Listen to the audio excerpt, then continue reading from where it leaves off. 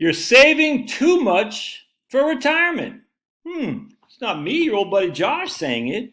It's Wall Street Journal with my man Andy Biggs. Look at here, Andy Biggs writing in the Wall Street Journal today. Look at that. Look at that, Andy Biggs. With dateline August 22nd. Today is what? August 23rd, so yesterday. A new Government Accounting Office report presents an unduly grim picture. And media sensationalism only makes it look worse. Let's read what this there. The headlines are meant to alarm you. Millions of older workers are nearing retirement with nothing saved. Oh! Only 1 in 10 low-income workers between the ages of 51 and 64 had any retirement savings. Oh! A troubling report published by the U.S. Government Accountability Office. Oh! Meanwhile, nearly all high-income Americans are saving. And as such, an inequality, the GAO attributes to the federal tax preference for retirement plan contributions. All this is confused at best, all right? Because they're using a survey for consumer finances. They do show that only 1 in 10 households in the bottom fifth of incomes in 2019 reported having a retirement account. They do show that.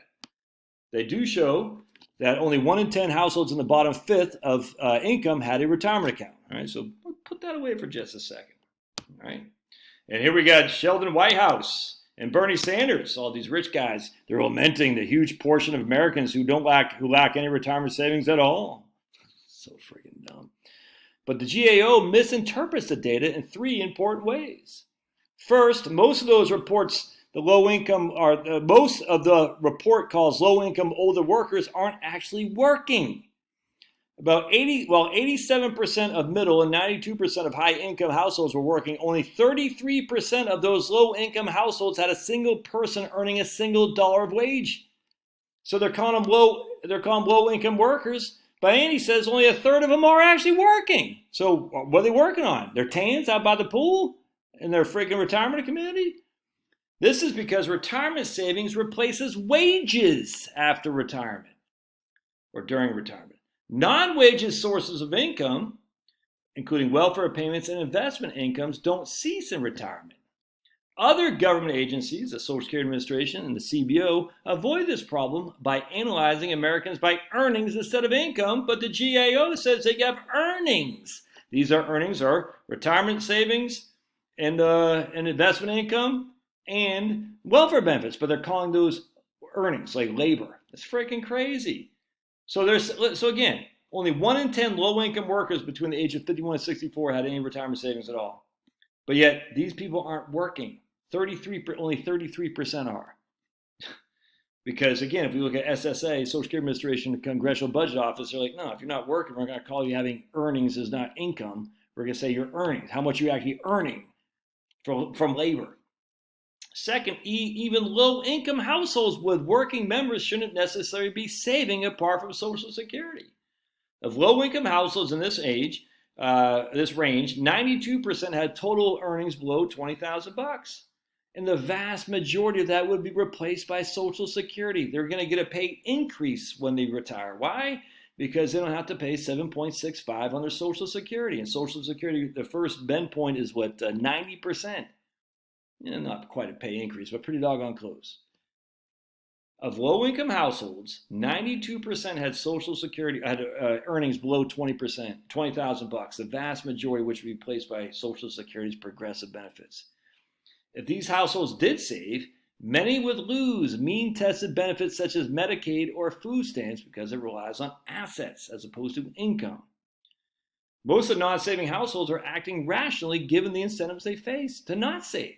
If you save, you're going to lose your other benefits. You don't hear Bernie Sanders and Sheldon Whitehouse saying that. Third, the report unnecessarily limits its investigation of retirement savings to balances in retirement accounts. This ignores the more than $17 trillion in benefits Americans have accrued under traditional pensions, which remain almost universal in the public sector. $17 trillion in benefits and pensions. Here's a more realistic figure. Among all households of workers ages 51 to 64 earning more than $20,000, 80% either had a retirement account or are entitled to a traditional pension.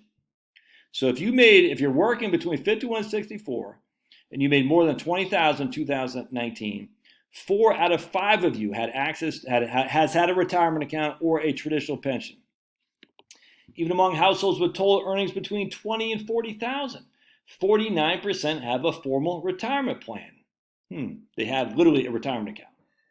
Simply adopting reasonable parameters multiplies the report's headline finding fivefold. Of course, we don't want to scare people. We want to scare them. There's money to be made. There's money in them hills if we can scare people. Yes, retirement savings are highly unequal, but is it because, as the report asserts, for each dollar contributed to a retirement account, a taxpayer subject to highest marginal tax rate deducts 37% compared to 10% for the taxpayer at the lower rate? It's freaking stupid. You get to deduct it, but you still have to pay tax on the back end. So you might get a 37% deduction now, but you could probably pay 22% when you retire. Yeah, so you're saving 15% relative to a guy who's saving 10, but still, it's not like freaking, like this guy, my man says, the federal tax preference for retirement savings isn't a deduction like mortgage interest. Taxes are merely deferred until it's withdrawn. The lion's share of the retirement tax preference flows to high-income households simply because they save far more for retirement. That's because Social Security replaces a far smaller share of their pre-retirement income to begin with. While a low-income household might receive Social Security benefits replacing 70 to 80% of pre-retirement wages, a higher earner making $325 would receive Social Security replacement rate of only 15%. Even lacking the federal subsidy for retirement savings, high earners would save far more than low earners, 100%.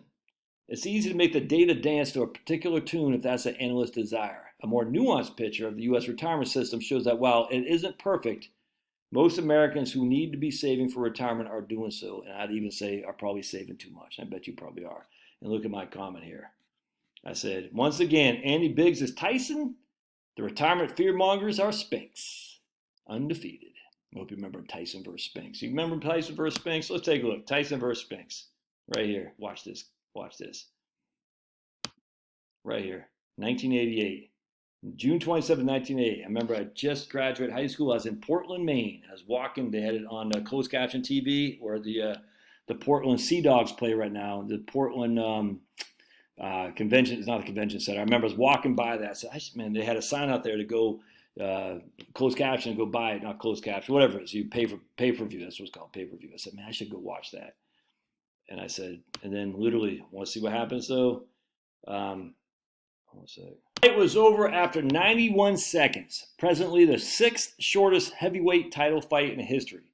Just 10 punches were landed. 8 by Tyson, 2 by Spinks.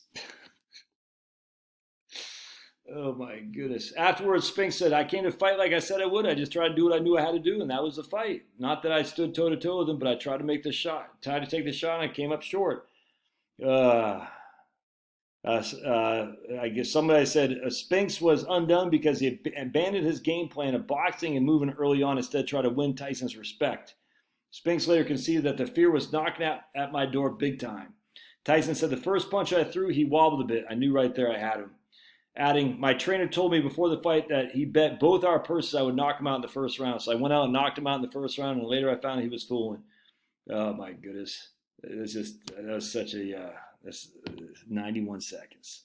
So that's Andy Biggs there. 91 seconds against the freaking retirement fearmongers. Watch what Tyson said. Tyson said, because it's pretty cool.